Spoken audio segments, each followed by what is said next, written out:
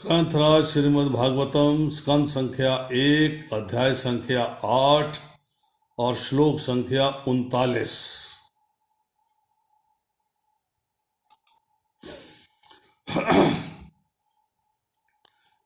मेरे पीछे दोहराइएगा। न इयं शोभिष्यते तत्र यथा इदानीम गदाधर त्वता पदः अंकितः भ्रांति स्वलक्षण विलिख्यते। नायं शोभिष्यते तत्र यथा इदानीं गदाधर त्वता पदे अंकितः भाति स्वलक्षण विलिख्यते। नायं शोभिष्यते तत्र यथा इदानीं गदाधर त्वता पदे अंकितः भाति स्वलक्षण विलिख्यते।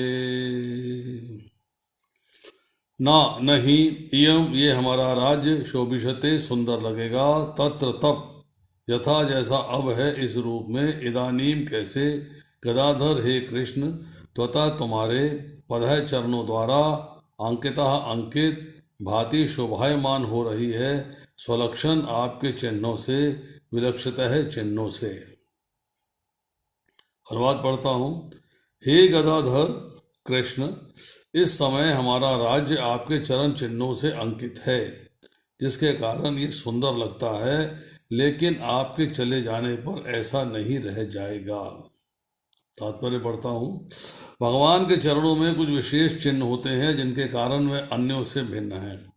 भगवान के चरण तलवे में ध्वजा वज्र अंकुश छत्र कमल चक्र आदि चिन्ह बने रहते हैं।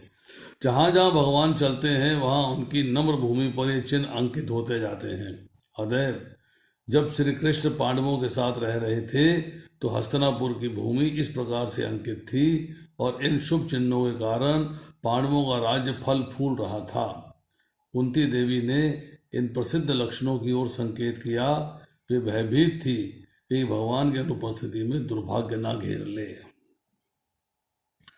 ओम अज्ञानतिमिरन्धस्य ज्ञानाञ्जनशलाकया चक्षुरुन्मीलितं येन तस्मै श्री गुरुवे नमः। श्री चैतन्य मनोभीष्टं स्थापितं येन भूतले स्वयं रूप कदा मह्यं ददाति स्वपदान्तिकं।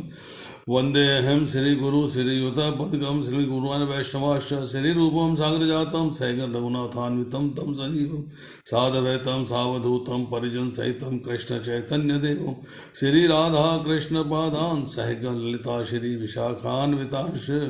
हे कृष्ण करुणा सिंधु दीनबंधु जगतपते गोपेश गोपिका कांत राधा कांत नमोस्तुते। तप्त कांचन गौरांगी राधे वृंदावनेश्वरी वृषभानुसुते देवी प्रणमामि हरिप्रिय। वाञ्छाकल्पतरुभ्यश्च कृपा सिन्धुभ्यश्च पतितानां पावनेभ्यो वैष्णवेभ्यो नमो नमः। जय श्री कृष्ण चैतन्य प्रभु नित्यानंद श्री अद्वैत गदाधर श्रीवासादि गौर भक्तवृंद। हरे कृष्णा कृष्णा कृष्णा हरे हरे हरे राम राम राम हरे हरे। नमो विष्णुपादाय कृष्ण प्रेष्ठाय भूतले श्रीमते भक्ति वेदांत स्वामिनिति नामिने। नमस्ते सरस्वते देवे गौरवाणी प्रचारिणे निर्विशेष शून्यवादी पाश्चात्य देशतारिणे।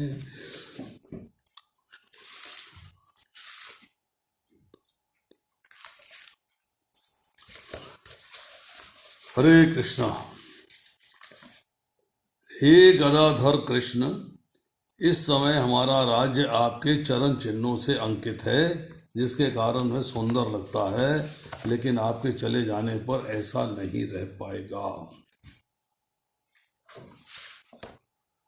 अब कुंती महारानी जो है वो इन प्रसिद्ध लक्षणों की ओर संकेत कर रही हैं। वो ये बताने की कोशिश कर रही हैं कि आपके चरण जब धरती पे पड़ते हैं और वो चरण चिन्ह भी धरती पर अंकित हो जाते हैं तो वो धरती जो है बड़ी ही पायस पवित्र ऑस्पिशियस हो जाती है। अब उस धरती के ऊपर पांडव जो है धर्मानुसार वर्णाश्रम धर्म का पालन करते हुए, धर्म संहिता का पालन करते हुए धर्मानुसार जो है वो राज्य को चला रहे हैं। तो कह रही हैं कि ये जो शुभ चिन्ह हैं यही उनको धर्मानुसार राज्य चलाने में हेल्प कर रहे हैं। इन्हीं की वजह से, this is the cause. Effect क्या है? इफेक्ट है कि राज्य जो है बढ़िया तरीके से चल रहा है।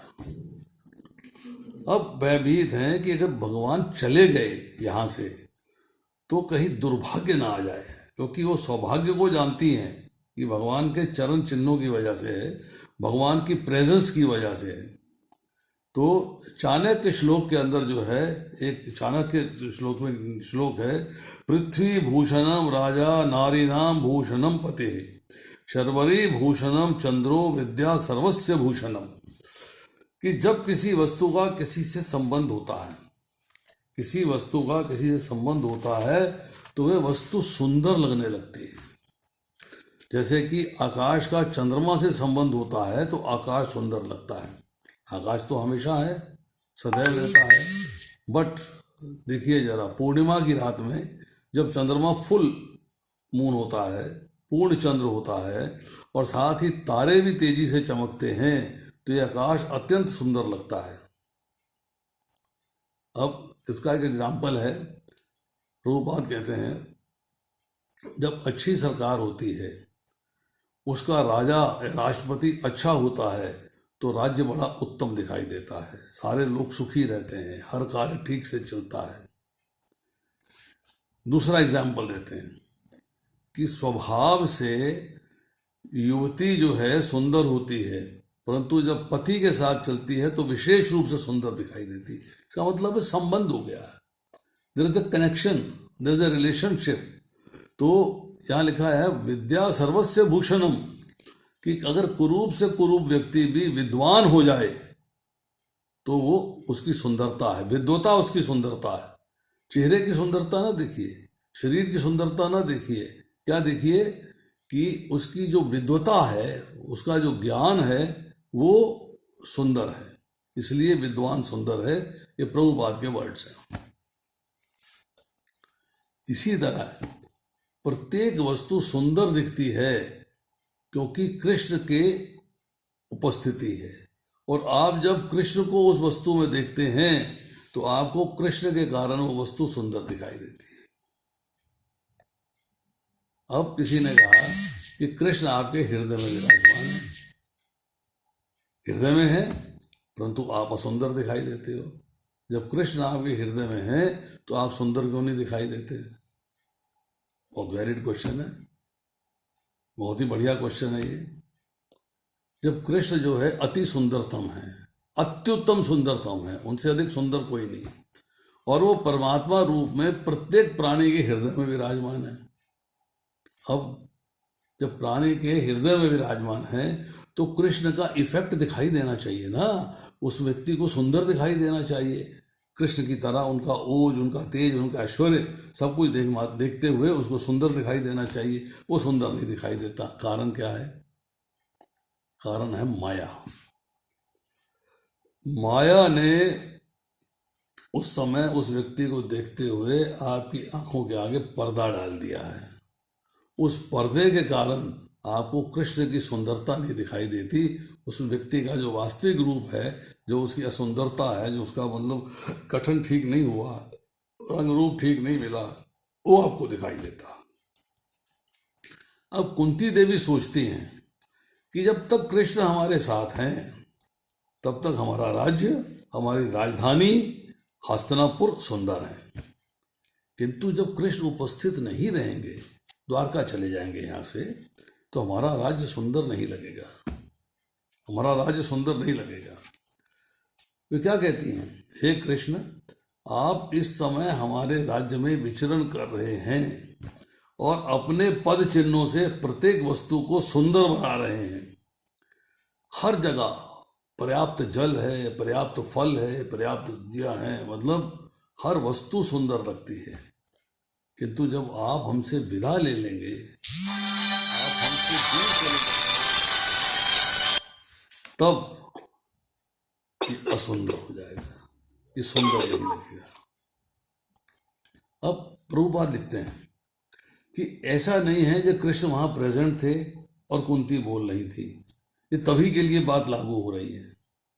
जो कुंती महारानी ने शब्द इस्तेमाल किए हैं, बोला है, वो आज भी वैलिड हैं, आज भी उतने ही वैलिड हैं। कैसे कि हम मटेरियली एडवांस हो गए हैं, सभ्यता प्रोग्रेस कर गई है, हम जो है मटेरियली बहुत आगे बढ़ गए हैं, परंतु जब तक हम कृष्ण भावनामृत को, कृष्ण को सेंटर में नहीं लाते, केंद्र में नहीं लाते, तो हमारी सभ्यता, हमारी सिविलाइजेशन कभी भी सुंदर नहीं बन पाएंगे। आपको एग्जाम्पल देता हूँ, थोड़ा सा back to Godhead back जाइए, आज से कोई 10 साल पहले, 15 साल पहले, 20 साल पहले। फिल्म स्टार्स, मॉडल्स, फ्रांस की, अमेरिका की, कनाडा की, यूरोपियन कंट्रीज की, इंग्लैंड की, उनकी फोटो छपा करती थी कंपैरिजन के लिए बैक टू गॉड हेड में। क्या कंपैरिजन था कि उनकी फोटो मॉडल के रूप में छपी हुई है और उनकी फोटो कृष्णा कॉन्शियस होने के बाद भक्तिन के रूप में छपी हुई है, भक्तिन के रूप में। दोनों फोटोग्राफ्स को जब आप सामने रख के बैक टू गॉड हेड देखते थे, हम लोग कंपेयर करते थे, तो एक अजीब सा, मतलब अनलिमिटेड अंतर दिखाई देता था। सौम्यता, जिसे कहते हैं तेज, चेहरे से तेज टपकता था। यस, ये something is flowing and they are looking more and more beautiful. तो यहां प्रभुपाद लिखते हैं, इसके परपट में बड़ी सुंदर बात लिखते हैं कि जो लोग कृष्ण भावनामृत आंदोलन अर्थात कृष्णा कॉन्शियस मूवमेंट में एंटर हुए हैं, उन्होंने इसको ज्वाइन किया है, उसके पूर्व सुंदर थे, परंतु अब कृष्ण भावना भावित होने के बाद विशेष रूप से सुंदर दिखाई दे रहे हैं। इसलिए जो उस जमाने के जो न्यूज़पेपर्स थे, वो लिखा करते थे, तेजवाम मुखमंडल से युक्त, तेजोमय मुखमंडल में तेज आ गया है, उससे युक्त है। उसके देशवासी, मतलब इंग्लैंड के, अमेरिका के, फ्रांस के, जर्मनी के, उनके देशवासी कहते हैं ये बालक और बालिकाएं कितने प्रसन्न और सुंदर लगती हैं। अगर आप कंटेम्परेरी इतिहास में जाइए तो अमेरिकन जो यंग लोग थे, जो हिपीज थे, जो चरस लेते थे, LSD लेते थे, कोकेन लेते थे, गांजा अफीम लेते थे, वो जो है बड़ी ही मोरॉस, डाउटिंग, संशय, हर बात में डाउट्स हैं और निराश, मतलब डिप्रेशन में है। इसलिए वो खिन्न और सांवले मुख वाले दिखाई देते थे। जीवन का कोई एम नहीं है, कोई प्रयोजन नहीं है, कोई लक्ष्य नहीं है, किंतु जैसे ही वो हरे कृष्ण मूवमेंट में आए और कृष्ण की उपस्थिति के कारण सुंदर लगने लगे, वो निराशा खत्म हो गई, वो मोरोसनेस खत्म हो गई, वो जो उनका चेहरे का कांतिहीन हो गए थे, वो चेहरे में फिर से कांति आ गई। अब इससे हमें क्या संदेश मिलता है? इससे हमें संदेश मिलता है कि हमें कृष्ण को सदैव मन में रखना चाहिए, जैसे कि भगवान कहते हैं, सत्य कीर्तयन्तो माम मन मना तस्मात् सर्वेषु कालेषु, मतलब आपको अनन्य चिंतयन्तो माम, अनन्य चेता सत्यम यो, मतलब आपको भगवान कृष्ण को हमेशा मन में रखना चाहिए, क्योंकि कृष्ण सूर्य के समान है, मतलब ब्राइट है एकदम। और अगर आप बैक टू गॉड हेड देखेंगे तो उसका जो कैप्शन है ऊपर टॉप के अंदर क्या आता है, कृष्ण सूर्य सम माया है अंधकार, यहाँ कृष्ण तहाँ नहीं मायार अधिकार। अर्थात कृष्ण जो है तेजस्वी सूर्य के समान है और माया अर्थात अज्ञान अंधकार के समान है। जैसे सूर्य होता है तो अंधकार नहीं रह सकता, यदि हम अपने आप को कृष्ण भावना भावित रखेंगे तो अज्ञान के अंधकार से मुक्त हो जाएंगे और हम जो है कृष्ण के ब्राइट, प्रखर ब्राइट जो सूर्य प्रकाश है उसको एंजॉय करेंगे। अब कुंती देवी जो स्तुति कर रही हैं वो कह रही हैं कि आप पांडवों के हाथ हमारे साथ रहो आप, बट आप तो चले जाएंगे। तो अब कृष्ण जो है उनकी क्या क्वालिटी है देखिए, वो पांडवों को छोड़ नहीं रहे हैं, जैसे कि वृंदावन को कभी नहीं छोड़ते। शास्त्र में कहा गया है वृंदावनम परित्यज्य नोमम पदेकम गच्छति। कृष्ण वृंदावन से बाहर एक पग भी नहीं रखते हैं, ये वृंदावन के प्रति अनुरक्त हैं, अटैच्ड हैं, फंसे हुए हैं वृंदावन के अंदर। तो ये कैसे हो सकता है कि कृष्ण वृंदावन छोड़ के मथुरा चले गए? नहीं, वो विरह का आनंद लेने के लिए है, दिखाने के लिए, विरह का आनंद लेने के लिए। और फिर वृंदावन छोड़ के हस्तिनापुर आ गए और वर्षों तक नहीं लौटे। कृष्ण गए नहीं, क्योंकि कृष्ण के जाने के बाद वृंदावनवासी उन्हीं के बारे में सोचते हैं, उन्हीं के बारे में रोते हैं। यशोदा, नंद महाराज, राधा रानी, सारी गोपियां, गोपों, बच्चों तथा ग्वाल वालों का एकमात्र कार्य क्या है? कृष्ण के विषय में सोचना और विलाप करना। इस तरह उन्हें अपने आसपास हर जगह कृष्ण जो है प्रेजेंट लगते थे, उपस्थित लगते थे। क्योंकि कृष्ण को आपने अगर एंजॉय करना है तो एंजॉय करने के लिए आपको मजा आएगा जब उनसे विरह होगा, विरह होगा। यही कहा चैतन्य महाप्रभु ने, शून्याय तम जगत सर्वम गोविंद विरहेन में। ये गोविंद या कृष्ण के बिना सब शून्य है, सब तो शून्य है, परंतु कृष्ण भावना उपस्थित है, दैट इज इंपॉर्टेंट। अब अगर कोई भक्त कृष्ण की विचार में, थॉट्स में उत्कंठा पूर्वक, उत्कंठा है उसको मग्न रहता है, तो कृष्ण उस भक्त से दूर नहीं रह सकते। और कुंती देवी टेंशन में है, वो वरीड है। वो क्या कहती हैं कि कृष्ण अब उपस्थित नहीं रहेंगे, इसकी चिंता है उन्हें।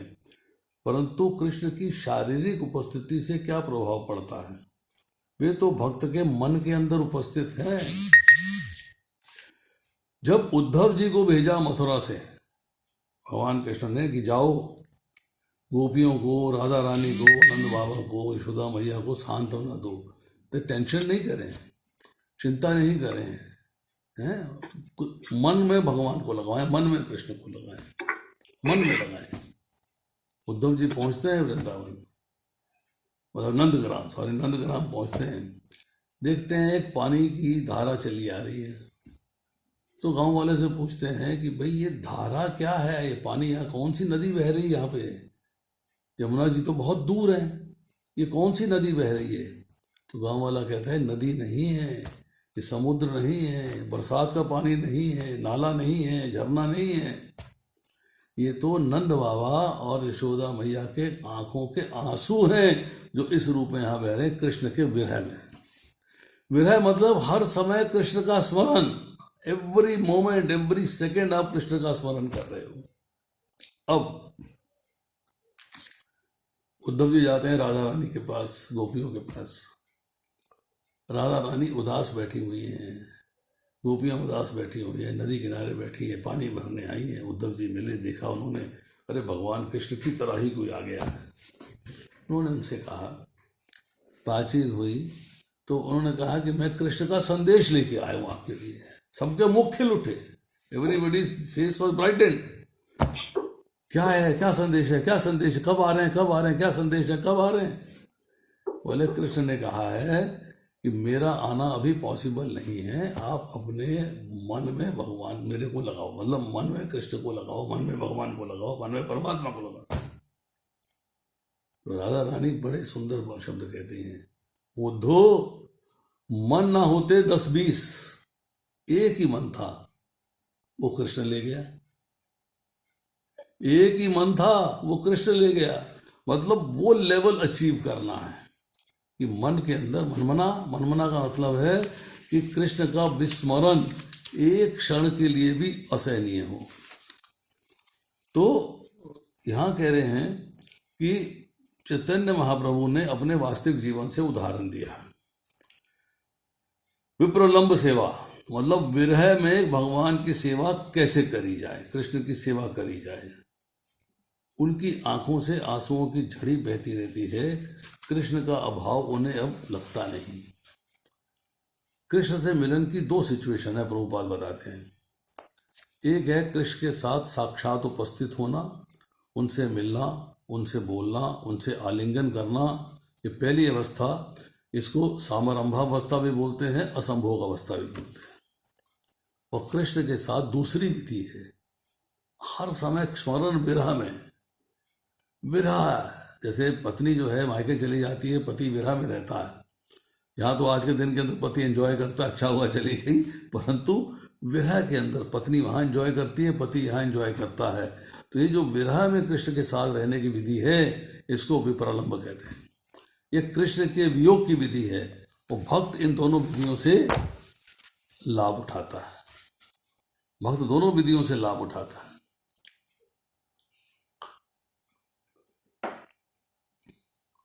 अब आती है चर्चा, भगवान के चरणों में कुछ विशेष चिन्ह होते हैं। अब विशेष चिन्ह क्या है, देखिए। चंद्रार्धम कलशम त्रिकोण धनुक्षीमं गोपष्पदम प्रोष्टका शंख सर्वे पदे स्थे दक्षिण पदे कोणाष्टकम स्वस्तिकम चक्रम छत्र यवद कुंजनम ध्वज पवि जबुवंतवम रेखाम्बुजम विभ्रूम हरिणम विशंति महालक्ष्मा च्युताग्रे भजे। कहते हैं कि मैं भगवान कृष्ण की पूजा करता हूँ, उनको वर्शिप करता हूँ, जिनके चरण को महालक्ष्मी भी सेवा करती है। उनके चरणों की सेवा महालक्ष्मी भी करती हैं। उनके चरणों के अंदर 19 चिन्ह हैं, 19 ऑस्पिशियस मार्किंग्स है ये। जैसे कि अर्धचंद्र, एक पानी का कलश, एक त्रिकोण, एक धनुष, आकाश और गाय का खुर,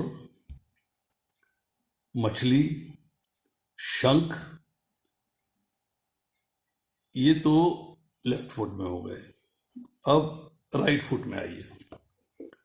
अष्टकोण, स्वास्तिक, सुदर्शन चक्र, छाता, एक बारले मीन्स जौ की बाली, एक महावत का जो अंकुश होता है, हाथी का जो अंकुश होता है वो, एक झंडा है, और थंडर बोल्ट अर्थात गदा की तरह एक, जैसे कि वज्र कहते हैं, और ब्लैकबेरी के फल, और एक ऊपर की जाती हुई रेखा और कमल का फूल।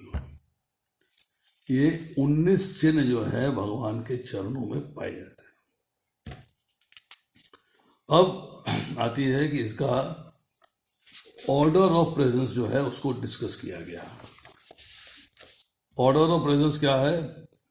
अथांगुष्ट मूले यवायर्त पत्रम तनुम तर्जनी संधि भृगु ध्रुव रेखाम पदार्थ विद्धिम कुंचिताम मध्यमाधो अम्बुजलसलम स्तम ध्वजम सप्ताकम कनिष्ठा तले त्वंकुशम वज्रमेशम तले स्वकातना चतुष्क चतुर्भि युथा जम्भूर्मध्य भाताष्टकोणम मनोरे स्मर्श्री हरे दक्षिणाघ्री। कि ये मन को अब संबोधित किया जा रहा है। हे मन, याद रखो कि जो कृष्ण का, भगवान कृष्ण का जो दायां कमल चरण है, जो ब्यूटीफुली डेकोरेट हुआ है, उसमें ये मार्किंग्स हैं। क्या है? एक जौ की बाली जो है, बड़े जो अंगूठा होता है, बिग टो होता है, उसके नीचे है। उसके बाद जो दूसरी अंगुष्ठ है, उंगली है, उसके नीचे एक लाइन है, और जो बीच वाली उंगली है उसके नीचे जो है एक कर्व्ड लोटस मतलब कमल का फूल है, और सरफेस पे फ्लैग है अर्थात झंडा है, और उसके बाद एलिफेंट गोट अर्थात जो महाभारत का अंकुश होता है, और थंडर बोल्ट वज्र की तरह है, वज्र की तरह जो आती है, फिर जैसे जैसे लेफ्ट में जाएंगे तो लिटिल टो सबसे छोटी उंगली के उसके नीचे आ जाता है, और एड़ी की तरफ 4 स्वास्तिक चिन्ह हैं, 4 ब्लैकबेरी फल हैं, और उसके बीच में एक अष्टकोण है। अब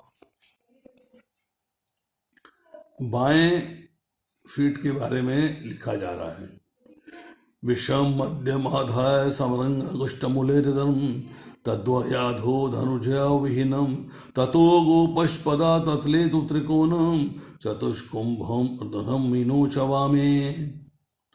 कि लेफ्ट फुट जो है भगवान कृष्ण का अति सुंदर, उसमें जो मिडल टो है उसके नीचे आकाश अर्थात स्काई है, और मेन टो के नीचे है कॉन्च शेल अर्थात शंख है, और दोनों के बिल्कुल नीचे है एक धनुष, और उसके नीचे है गाय का खुर, और गाय के खुर के नीचे है एक तिकोन, और तिकोन के नीचे जो है 4 साइड्स में 4 वाटर पॉट्स रखे हुए हैं, एक अर्धचंद्र है, और एड़ी पे रखी हुई है मछली, वहाँ मछली उपस्थित है।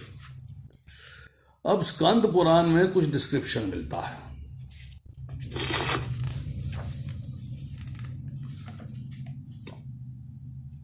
बहुत लंबे लंबे संस्कृत के श्लोक हैं, तो मैं चाहूँगा कि श्लोक न पढ़ के और इसका जो है आपको व्याख्या बता देते हैं, जिससे कि समझने में आसानी रहेगी। कहते हैं कि भगवान कृष्ण जो है पोजेस करते हैं कि जो दायां पैर है उसका जो अंगूठा होता है, अंगूठा उसके नीचे का जो हिस्सा है, जैसे रूट कहते हैं, ठीक है, वहां पे एक सुदर्शन चक्र है। ये वहां पे सुदर्शन चक्र किस लिए है, वाई, बहुत सुंदर व्याख्या है ये, क्यों है वहां पर। वो इसलिए है कि भक्तों के हृदय से 6 प्रकार के विकारों को दूर करेगा। जब भगवान के चरण कमल में आप जो है समर्पण करते हैं, आप आत्मनिवेदन कर देते हैं, आप उसके प्रति सरेंडर कर देते हैं, नमस्कार अर्थात दंडवत करके अपने आप को सरेंडर कर देते हैं, तब ये जो 6 विकार हैं, ये काम, क्रोध, लोभ, मोह, मद और मत्सर, lust, greed, false ego, greed, illusion, attachment and envy, ये जो भक्तों के अंदर बाई चांस कहीं डेवलप होती हैं या पहले से थी भी उसको छोड़ना चाहते हैं, तो भगवान के चरण कमल की शरण ग्रहण करके जो है ये आपको इनसे छूटने में सहायता मिलती है। अब जो बीच वाला उंगली है, जो पैर की ऐसे बीच वाली जो उंगली है, उसके नीचे जो है एक बहुत सुंदर कमल का फूल है, लोटस फ्लावर, कमल का फूल। ये क्या है, ये किस लिए है?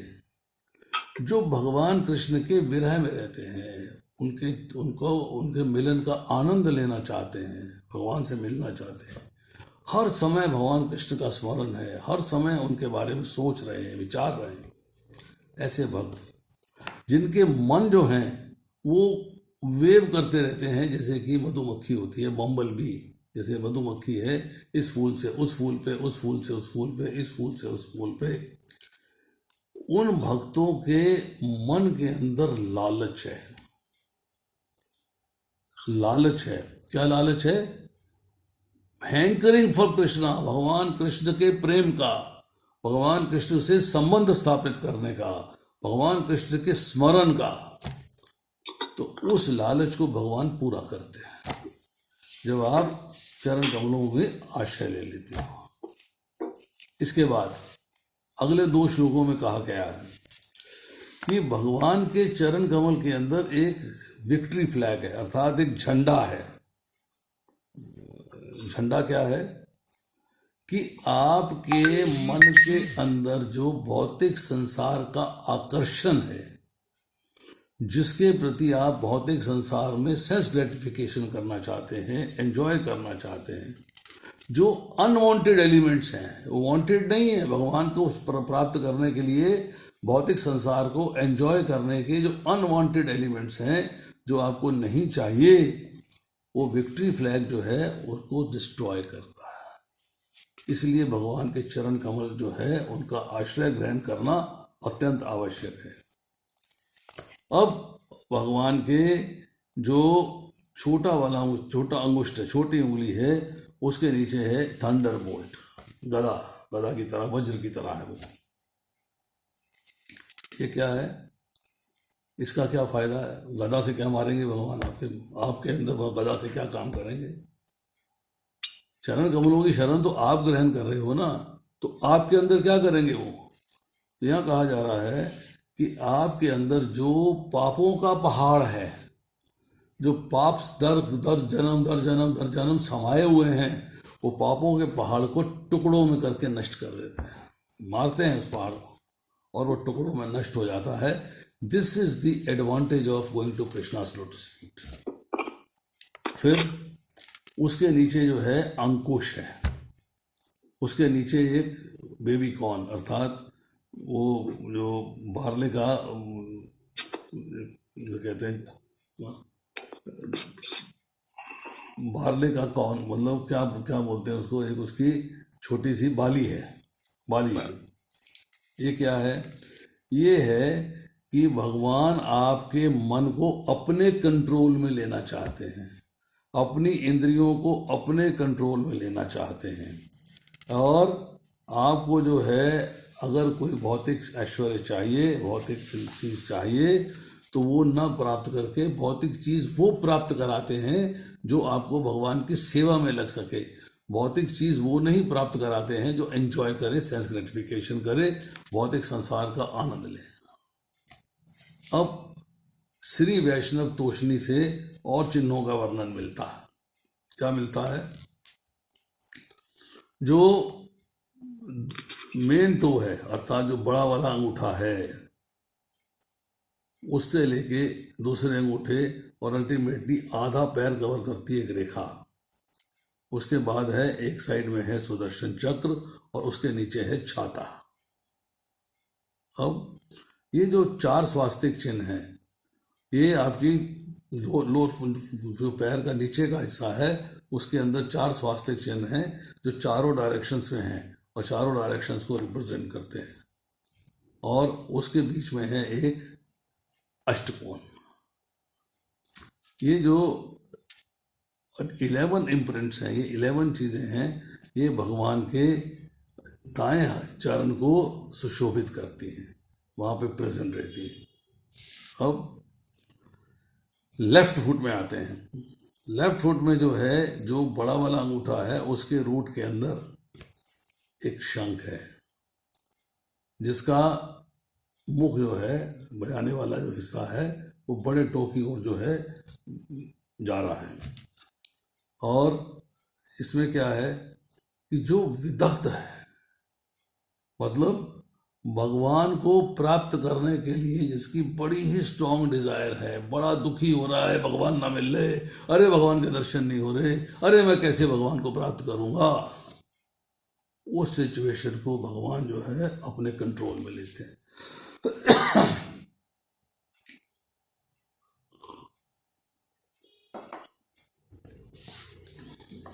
अब विश्वनाथ चक्रवर्ती ठाकुर भागवतम में इन चरण चिन्हों के बारे में बताते हैं, उनकी कमेंट्री है।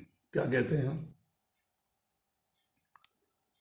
ये चरण चिन्ह ऐसे हैं जैसे आकाश को बाहर से भी और अंदर से भी कवर कर दिया गया है, उसको जकड़ में अपने कब्जे में ले लिया।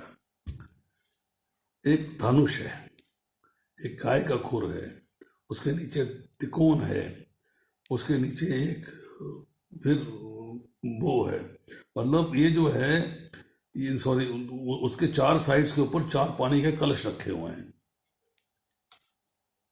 अब कई बार जो है, जो डिवोटीज हैं उनको सिर्फ 3 ही कलश दिखाई देते हैं, क्योंकि ट्रायंगल है तो 3 कोण है तो 3 ही कलश दिखाई देते हैं।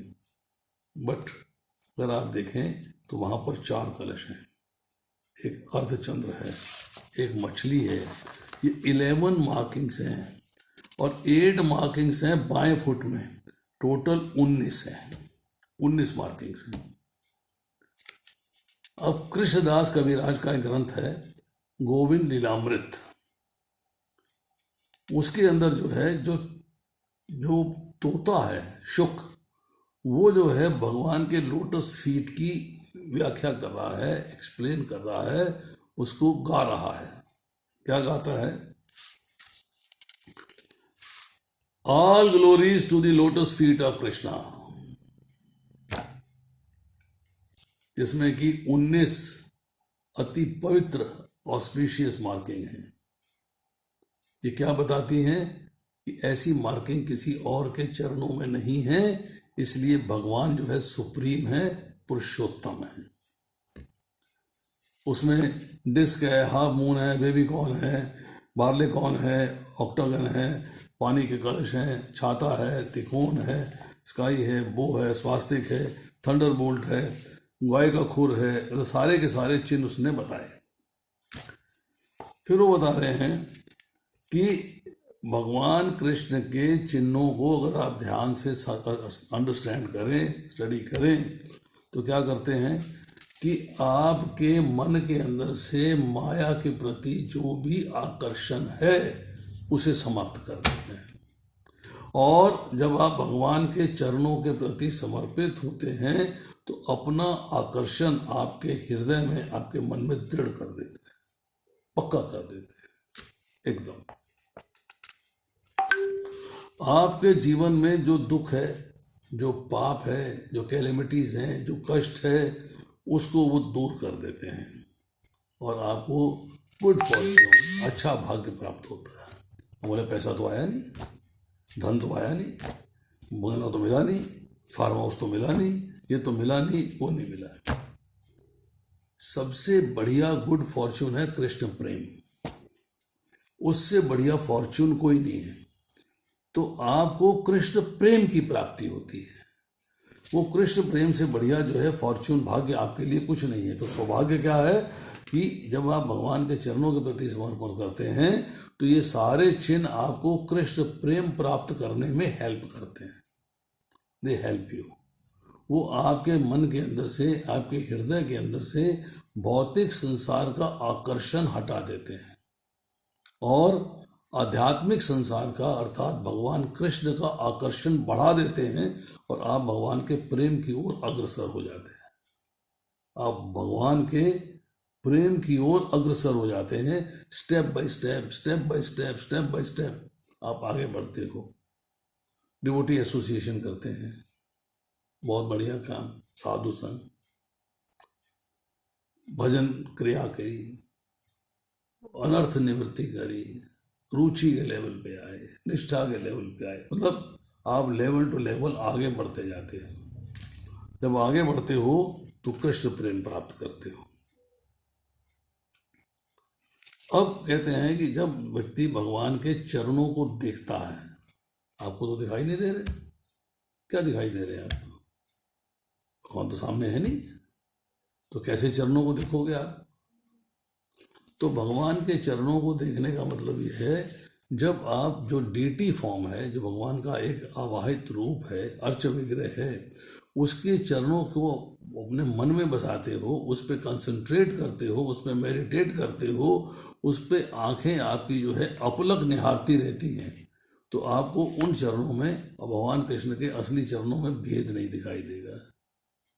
इट बिकम्स वन, एक ही हो जाएगा, कोई भेद नहीं, कोई डिफरेंस नहीं।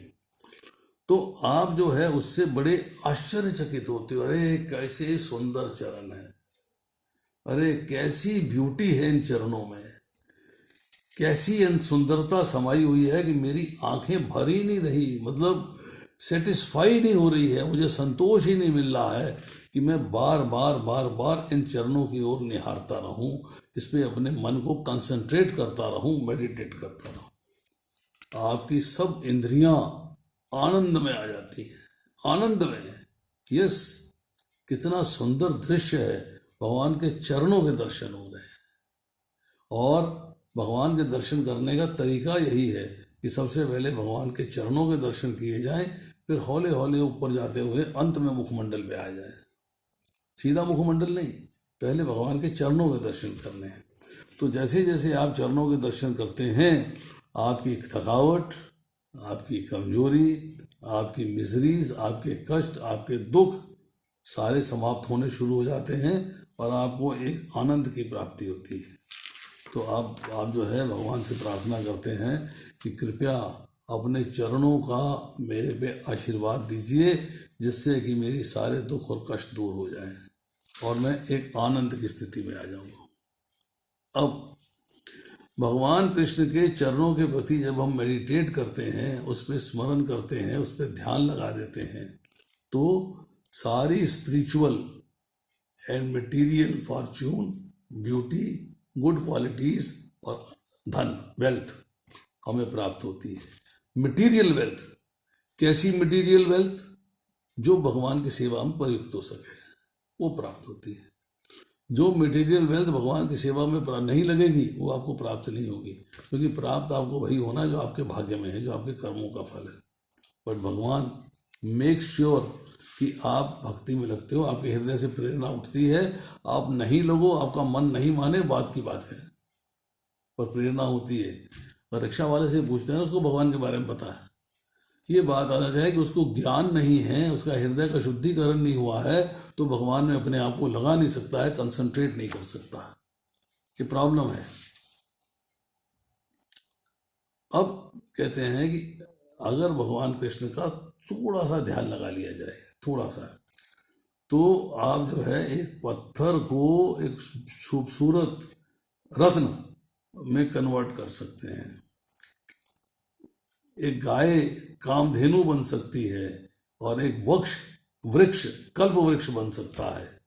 ये आपकी सारी डिजायर्स पूरी करेंगे। शर्त यह है कि भगवान के चरणों के प्रति 100% समर्पित हो जाना। यहाँ प्रभुपाद जी कहते हैं कि आपको गृहस्थ को क्या चाहिए? गृहस्थ को चाहिए एक छोटा सा मकान,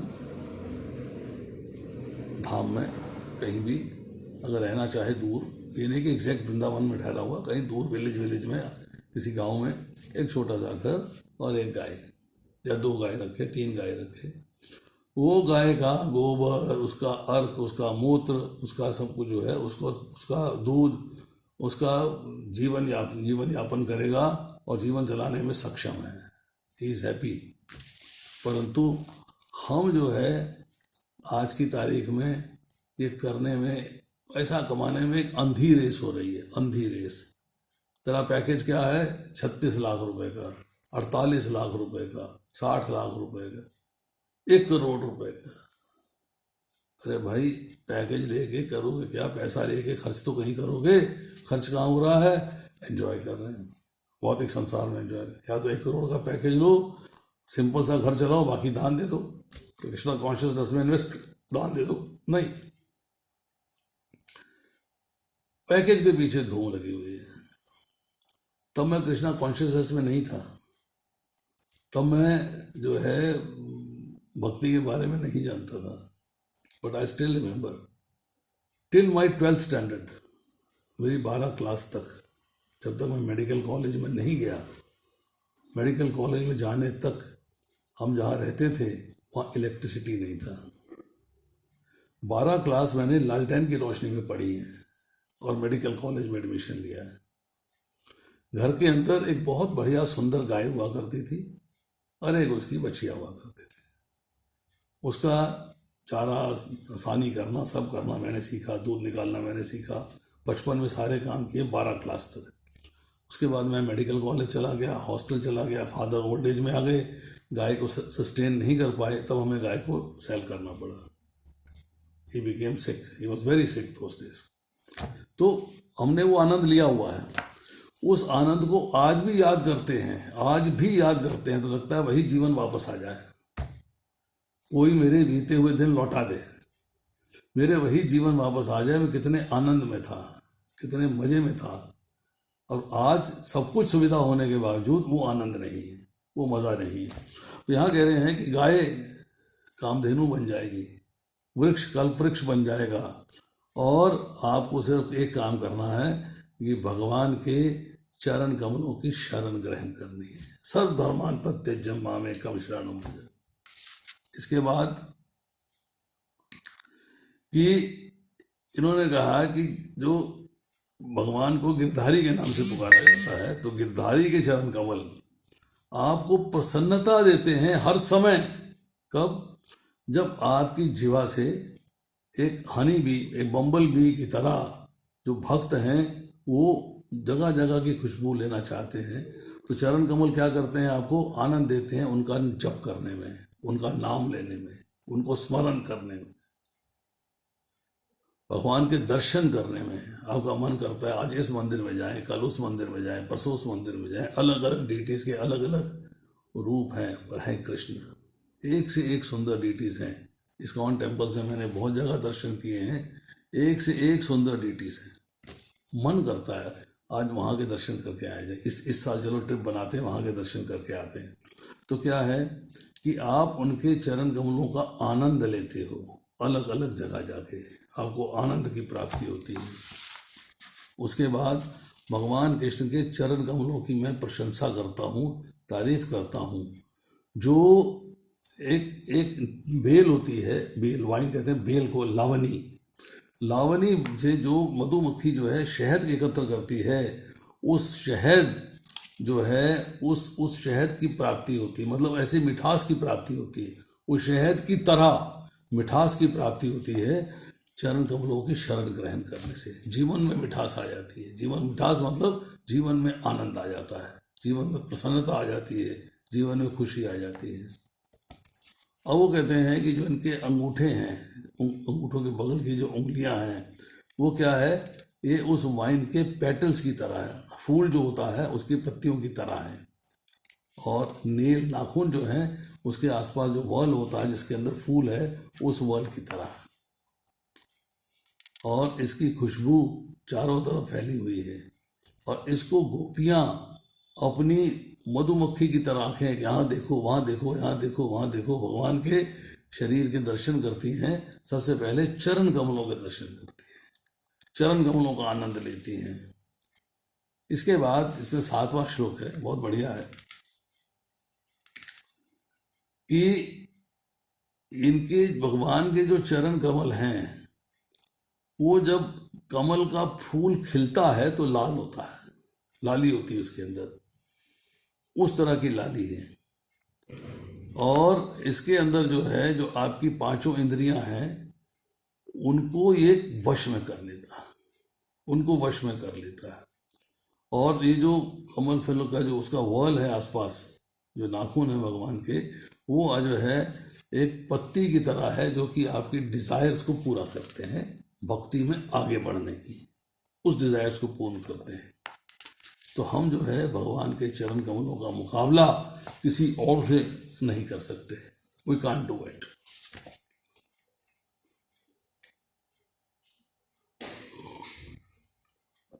जैसे प्रयागराज में गंगा जी हैं, बिल्कुल साफ सुथरी, आज की तारीख की हम बात कर रहे हैं, हो सकता है बहुत गंदगी होगी हो, बट बहुत ही साफ माना जाता है गंगा जी को।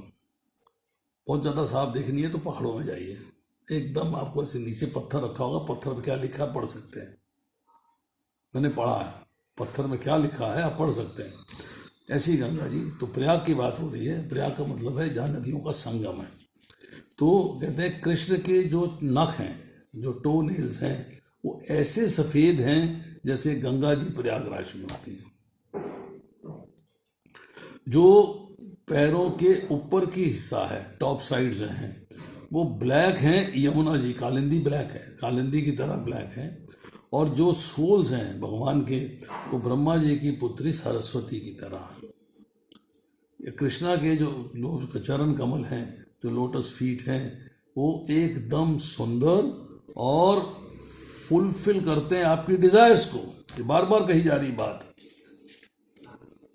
जैसे आप जो है त्रिवेणी में स्नान करते हैं, गंगा यमुना सरस्वती के संगम पे स्नान करते हैं, तो स्नान जो है आपकी सारी डिजायर्स को फुलफिल करता है, मतलब आपके पापों को नष्ट कर देता है। इसी तरह भगवान के चरण कमल आपके पापों को नष्ट कर देते हैं और आपकी कृष्ण भक्ति में आगे बढ़ने की डिजायर्स को फुलफिल करते हैं।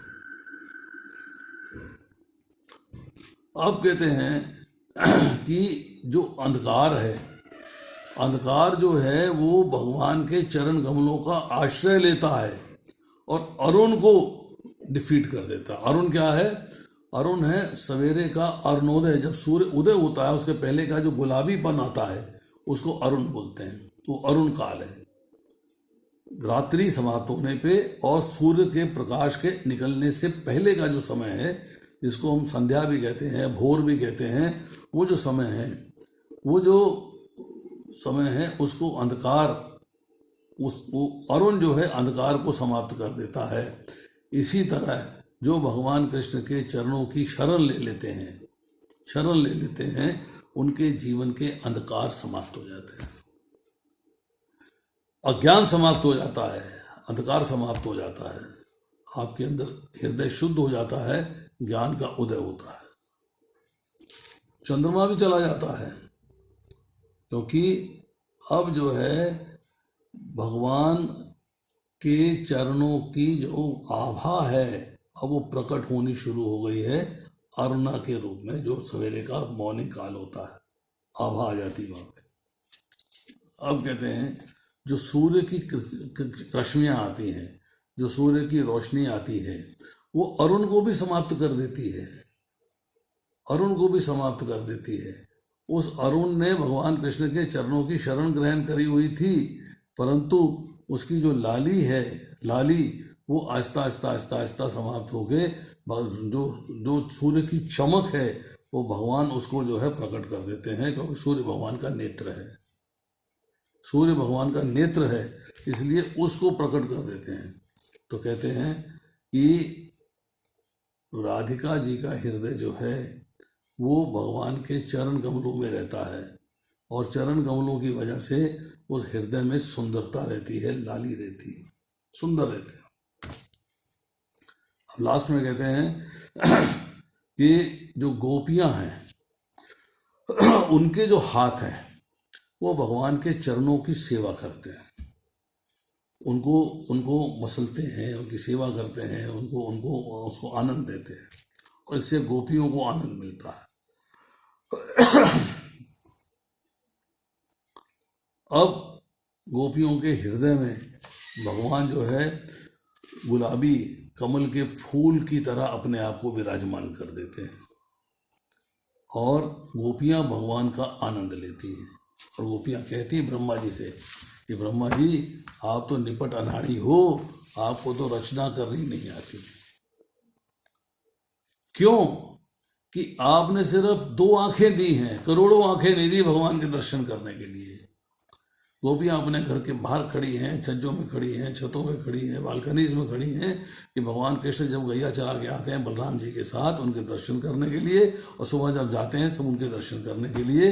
और गोपियों की शिकायत है ब्रह्मा जी से कि आप निपट अड़ारी हो, आपको शरीर बनाने नहीं आते, क्योंकि आपने आंखें सिर्फ 2 दी हैं। आपको करोड़ों आंखें देनी चाहिए थी भगवान के दर्शन करने के लिए, भगवान के चरण कमलों के दर्शन करने के लिए। बट 2 आंखों में भी आपने निपट अनाड़ीपन दिखा दिया। क्या अनाड़ीपन दिखाया? कि आंखें भगवान कृष्ण को अपलक नहीं देख पाती, झपक जाती हैं। ये झपकनी नहीं चाहिए, एकदम भगवान कृष्ण पे कंसंट्रेशन रहना चाहिए, मेडिटेशन रहना चाहिए। तो ये आंखें जो है ये झपक जाती हैं, ये आपका अनाड़ीपन है। तो अब ये समझिएगा कि कुंती महारानी के शब्द जो हैं उसमें प्रभुपाद जी परपट में लिखते हैं लास्ट में कि कुंती देवी इन प्रसिद्ध लक्षणों की ओर संकेत किया, वे भयभीत थी कि भगवान के अनुपस्थिति में दुर्भाग्य न घेर लें। मतलब आज आप देखेंगे, आज भी हमें थोड़ा ध्यान रखना चाहिए कि भगवान की उपस्थिति में सौभाग्य है और भगवान की अनुपस्थिति में दुर्भाग्य है। अब आपके अंदर भगवान की उपस्थिति हृदय में हर वक्त रहनी चाहिए, अर्थात स्मरण के रूप में। आप स्मरण कर रहे हैं हर क्षण उनका, एक पल के लिए भी उनका स्मरण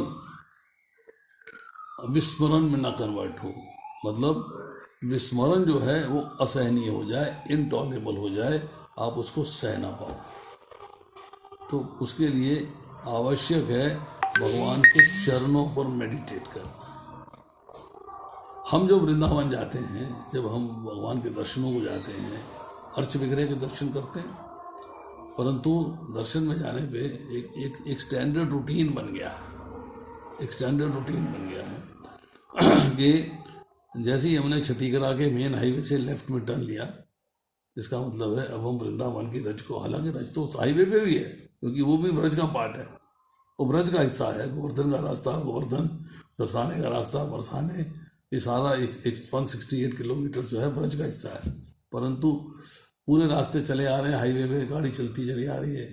जैसे ही वृंदावन से छठीकरा से टर्न लेते हैं, गाड़ी रोकते हैं, भगवान की चरण रज माथे पे लगाते हैं, दंडवत प्रणाम करते हैं कि अब हम भगवान आपके शरण में आ रहे हैं, अपने सुंदर से दर्शन दीजिएगा और भक्ति आगे बढ़ाइएगा, और आपकी सेवा में और कैसे लग सकें ये बताइए, इसके इंस्ट्रक्शन दिलवाइए ताकि आपकी सेवा में और लग सकें अपनी सामर्थ्य के अनुसार। तन है, मन है, धन है, जैसी हमारी सामर्थ्य है आप जानते हैं, हृदय में विराजमान है। हमको इंस्ट्रक्शंस दीजिएगा, गाइडेंस दीजिएगा कि हम आपकी सेवा में कैसे लग सकें। तो आज इतना ही, शेष फिर। हरे कृष्णा। हरे कृष्णा। नर्मदा जैन प्रभु, आप बने हुए हैं लाइन पे? Yes Prabhu ji, Hare Krishna. So thank you Prabhu ji. किसी वक्त का कोई प्रश्न है तो now we can ask questions because it's a rare opportunity. प्रभु जी यहाँ पे हैं और बहुत सुंदर कथा उन्होंने करी, भगवान के धाम और भगवान की बहुत सुंदर चर्चा हुई। आशीर्वाद प्रभु जी आप पूछ सकते हैं। हरे कृष्णा प्रभु जी।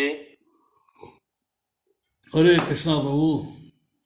प्रभु जी थोड़ा सा ये जो भी राधा जी और उद्धव जी का जो प्रकरण आप सुना रहे थे, थोड़ा इसमें और सुनाया तो बड़ा आनंद आएगा।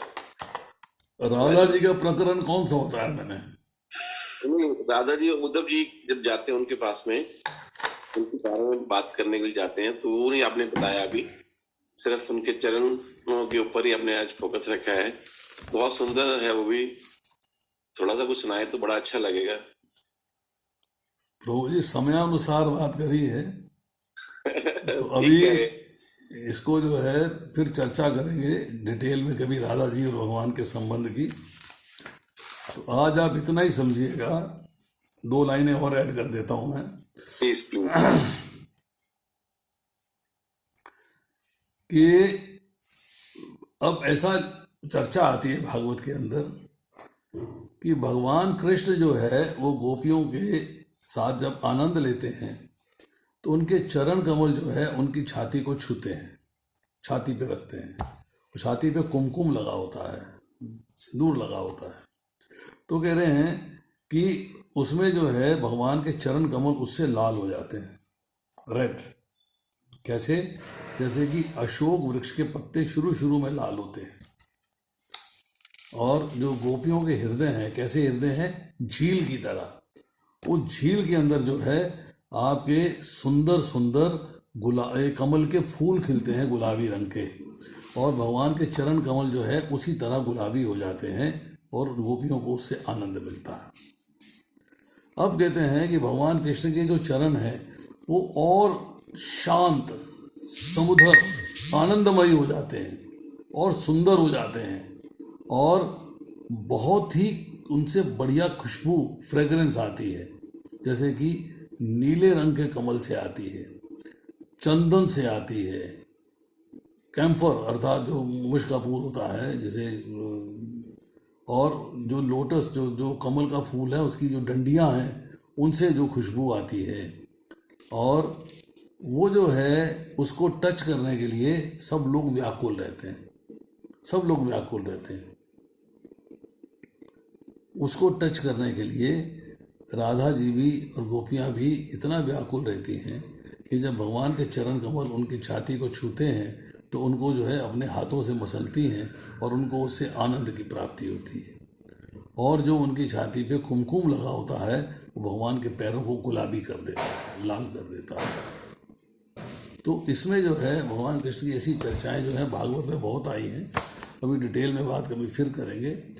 इतना समझ लीजिएगा कि राधा रानी तो भगवान का ही अंश है। जी भगवान ने राधा रानी को प्रकट किया है आनंद लेने के लिए। जी there is no difference at all, दोनों में कोई फर्क नहीं। जब उद्धव जी संदेश दे के ब्रज से मतलब वृंदावन से वापस आते हैं मथुरा, तो भगवान कृष्ण से जो है वो शिकायत करते हैं, कहते हैं भगवान आप कितने निर्दयी हो, आप तनिक भी दयालु नहीं हो। वो गोपियां राधा रानी वहां पर जो है उदास बैठी हुई हैं, रो रही हैं, उनको कोई समझ में नहीं आ रही क्या करें क्या नहीं करें। आपके माता पिता इतना परेशान है, रो रहे हैं, आंखों में आंसू थमते नहीं हैं, और आप उनको छोड़ के यहाँ आके बैठ गए। आपको लगा नहीं कि आपको वहां जाना चाहिए? क्यों छोड़ के आए आप उन्हें? बड़ी शिकायत करती हैं वो। जब वो शिकायत करती हैं, उद्धव जी जब शिकायत करते हैं, उनकी शिकायत कर रहे हैं, तो भगवान कृष्ण कहते हैं उद्धव आंखें बंद करो जरा। उद्धव ने आंखें बंद करी तो क्या देखा, जिस सिंहासन पे भगवान कृष्ण विराजमान थे उन्हीं के साथ राधा जी बैठी हुई हैं। मथुरा में जहां भगवान कृष्ण विराजमान है उनके साथ राधा जी बैठी हुई हैं। उद्धव जी आश्चर्यचकित हो गए, ये क्या लीला है भाई? तो भगवान बताते हैं ये लीला विरह की लीला है। विरह मतलब गोपियों के हृदय जो है विरह में है। और विरह कैसा है? उनका सांस बस चल रहा है। कैसे चल रहा है? उनका सांस चल रहा है जैसे कि लोहार की धौंकनी होती है, और लोहार की धौंकनी जो है वो एक आर्टिफिशियल मैकेनिकल जो है उसको हवा दे रही है, मैकेनिकल सांस दे रही है। इसी तरह ये जो धौंकनी है, जो उनके हृदय हैं, वो इस धौंकनी के भांति ही चल रहे हैं। वो हृदय जो है उसके अंदर जैसे कहते हैं कि जीवन नहीं है, ये धौंकनी की भांति ही चल रहे हैं। इसलिए मैं उनसे दूर थोड़ा रह सकता हूँ। I can't stay away from them. मेरा दूर रहने का कोई कार्य नहीं है, मैं उनके साथ हूँ, उनके पास हूँ। परंतु लीला में दिखाया जा रहा है कि भगवान उनसे अलग हैं। लीला में दिखाया जा रहा है।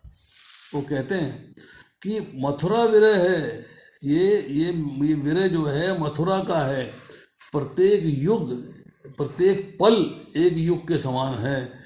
युगायतम निमिषेण चक्षुषा प्राविशायतम शून्यायतम जगत सर्वम गोविंद विरहिन में।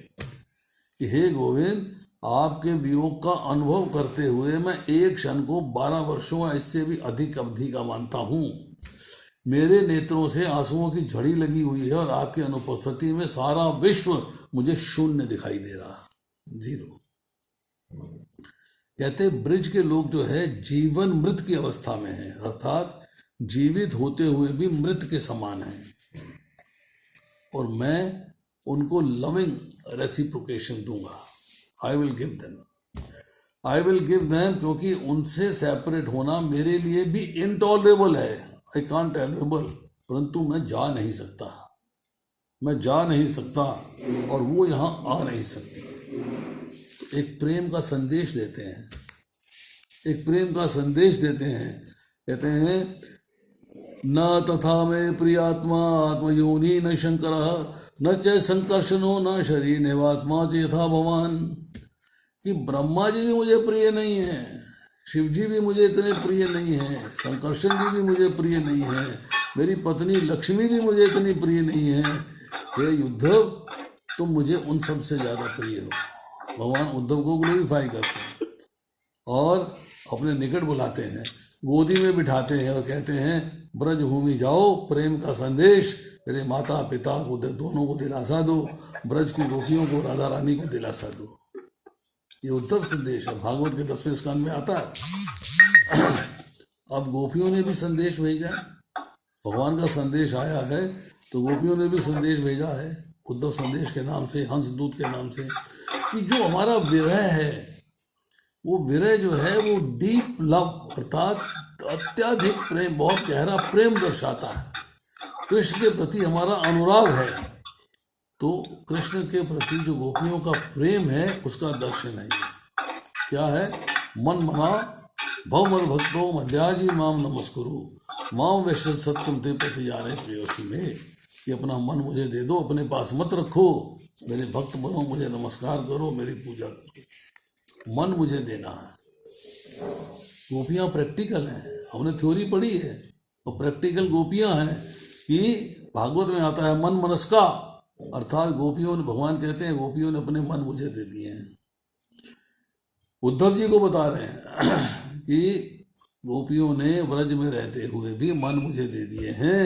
मदर्थे त्यक्ता देहिका मत प्राणा, अर्थात वो अपना शरीर छोड़ने को तैयार हैं, क्योंकि उनके सब कार्य तन से मन से केवल मेरे लिए हैं। उनका जीवन मेरे लिए है और मेरा जीवन उनके लिए मैं रेसिप्रोकेट करता हूँ। मैं मथुरा में हूँ पर मेरा जीवन वृंदावन में है। मैं लोहार में हवा की धोंकने की तरह सांस ले रहा हूँ। मेरा सांस भी आर्टिफिशियल है, उनका सांस भी आर्टिफिशियल है, मेरा सांस भी आर्टिफिशियल है। क्यों? ये गोपियों ने कुल धर्म, समाज धर्म, पत्नी धर्म, वेद धर्म, राष्ट्र धर्म सब मेरे लिए छोड़ दिया। सर्वधर्मा प्रत्येजम, सब कुछ छोड़ दिया है। रात को मेरी बांसुरी में मोहित होकर मेरे पास आ जाती थी। मैं 8 साल का बालक, और मैं बांसुरी बजाता था और गोपियाँ दौड़ के मेरे पास आ जाती थी।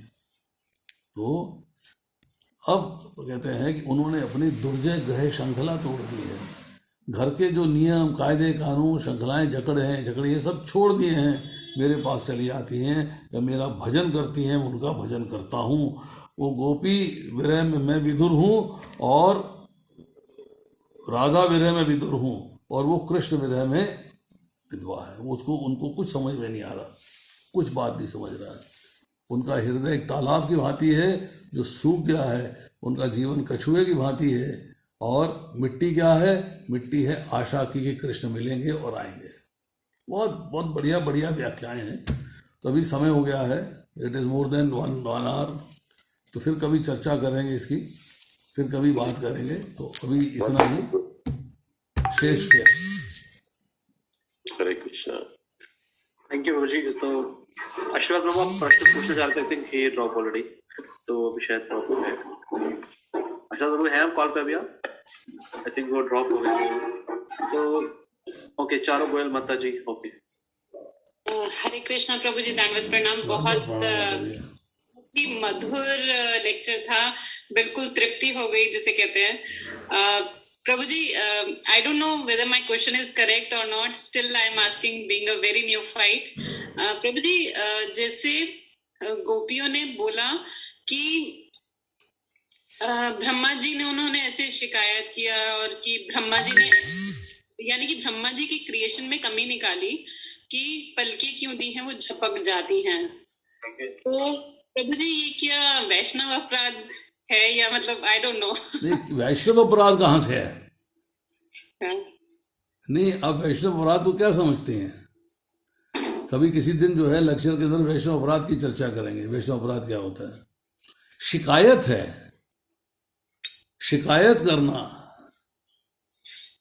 ब्रह्मा जी के प्रति शिकायत करती हैं भगवान के प्रेम के खातिर। अरे भैया, आंखें तो 2 दे देते, 4 दे देते, 100 दे देते, करोड़ दे देते, आपने 2 ही दी, तो अपराध कहां से हो गया? ओके ओके, आप तो डिमांड कर रहे हैं ना। आप भगवान से कहते हैं बचपन से आरती गाते आए, सुख संपत्ति घर आवे, कष्ट मिटे तन का, तो अपराध हो गया क्या? नहीं, आप ब्रह्मा जी से डिमांड कर रहे हैं। क्या डिमांड कर रहे हैं? कि भाई, मैं 2 आंखें दे दी आपने, कृपा करके करोड़ों आंखें देते आप, भगवान के दर्शन कर लेते, झपकती भी नहीं, अपलक को दिखते उनको, तो अपराध नहीं हुआ ना। अपराध क्या है? अपराध का अर्थ क्या है? आपने अपराध को जाना है कि अपराध का अर्थ क्या होता है? आराधात अर्थात आराधनात अपराधा, कि जो कार्य आपको वर्शिप से, राधा कृष्ण की वर्शिप से दूर ले जाए, वो अपराध कहलाता है। Offenses at the lotus feet of devotees and distancing us from Krishna's worship, and devotional service to the Supreme Lord is called अपराध। अपराध का अर्थ यह है कि जो कार्य आपको भगवान की सेवा से, भगवान की पूजा अर्चना स्मरण से दूर ले जाए, वो किसी वैष्णव के प्रति हो, किसी के प्रति हो, वो अपराध कहलाता है। यहाँ तो भगवान की सेवा में लगने की बात हो रही है, देखती रहूं, अपराध कहाँ से हो गया? तो अपराध नहीं है। तो फिर प्रभु जी पाप में और अपराध में जरा डिफरेंस भी क्लियर कर दीजिए। पाप में और अपराध में, यही सवाल है ना आपका? यस प्रभु जी। पाप का अर्थ यह है कि आपको किसी ऐसे कार्य का फल प्राप्त होगा, भौतिक फल प्राप्त होगा, जो कि आपने विकर्म किया है, अर्थात आपने ऐसा कार्य किया है जो शास्त्र द्वारा अनुमोदित नहीं था। जो कार्य शास्त्र द्वारा अनुमोदित नहीं था, आपने कार्य की चोरी कर ली, पाप हो गया। अपशब्द बोल दिए, पाप हो गया। गाली गलौज कर ली, पाप हो गया। अब ये शास्त्र में अनुमोदित नहीं है। शास्त्र क्या कहता है? विद्या विनय संपन्न। आप उस ज्ञान से रहो जिसमें कि विनयशीलता आए और विनम्रता आए। तो अपराध का मतलब यह है कि ऐसा कार्य जो भगवान की भक्ति से, भगवान के स्मरण से दूर ले जाए, राधा रानी की वर्शिप से दूर ले जाए, वो अपराध है। और पाप का मतलब यह है कि आप अपने शारीरिक एंजॉय करने के लिए, सेंस ग्रेटिफिकेशन के लिए एक ऐसा कार्य करते हो जो शास्त्र द्वारा अनुमोदित नहीं है।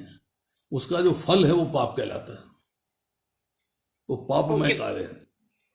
Okay Prabhu ji, thank you for this clarification. प्रभु जी एक थोड़ा सा डाउट और क्लियर कर देंगे क्या? थोड़ा सा बताएंगे कि महत तत्व के बारे में थोड़ा सा। माता जी इफ यू डोंट माइंड, हम नेक्स्ट क्लास में टाइम हो चुका है, बिकॉज मंदिर में एक और क्लास है तो भक्तों को वहां जाना है। ओके प्रभु जी, प्लीज, है ना, नेक्स्ट क्लास में कर सकते हैं। ओके। अगली बार मंजू माता आपका एक प्रश्न है, आप this is last question, Manju माता आप पूछ सकते हैं। हरे कृष्ण प्रभु जी, दंडवत प्रणाम। यस माता जी बोलिए। प्रभु जी आपने दो अवस्थाएं बताई थी, विलब्र और समब्र। वो पहली अवस्था जिसमें हम प्रभु से मिलते हैं, वो समझ में ही नहीं आई, वो क्या थी? एक तो विरह की अवस्था थी विलब्र, जिसमें अश्रुपात होता है, आपने बताया। लेकिन जब मिलने की अवस्था थी समब्र लव, वो क्या है? वो देखिए, सामरंभा अवस्था होती है जब वो भगवान आपके साथ फिजिकली प्रेजेंट है, जब भगवान उपस्थित हैं और आप उनके साथ आनंद ले रहे हो। और विप्रलंबा होती है भगवान उपस्थित नहीं है, विरह की अवस्था है, आप उनसे आनंद ले रहे हो। ये फर्क आ गया। ठीक है प्रभु जी। सामरंभा वो है विप्रलंबा।